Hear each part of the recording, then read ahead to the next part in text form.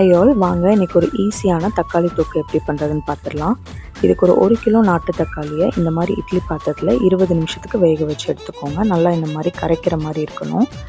ஒரு 2 நெல்லிக்காய் சைஸ் புளியை தண்ணியில் ஊற வச்சு எடுத்துக்கோங்க.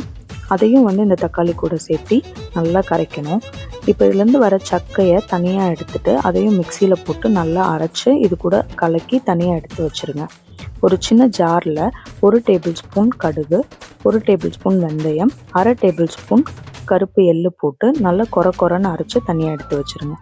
தாளிக்கிறதுக்கு 200 ml நல்லெண்ணெய், 1 டேபிள் ஸ்பூன் கடுகு, 1/2 டீஸ்பூன் ஜீரகம், 10லேருந்து 15 காஞ்ச மிளகாவை கட் பண்ணி ஆட் பண்ணிக்கோங்க. 2 கொத்து கருவேப்பிலை, 50 கிராம் பூண்டை பொடியாக கட் பண்ணி நல்லா வதக்கிக்கோங்க. போட்டு 1 டேபிள் ஸ்பூன் உப்பு போட்டு நல்லா வதக்கிக்கோங்க.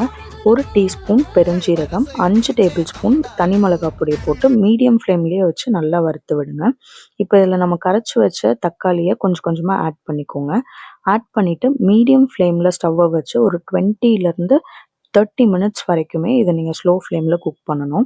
1/2 டீஸ்பூன் மஞ்சப்பொடி ஆட் பண்ணிக்கோங்க. இப்போ இதில் 1லேருந்து 2 டேபிள் ஸ்பூன் நாட்டு சர்க்கரை சேர்த்திக்கோங்க. காரம் பத்தலைன்னா மறுபடியும் மிளகா பொடி ஆட் பண்ணிக்கலாம்.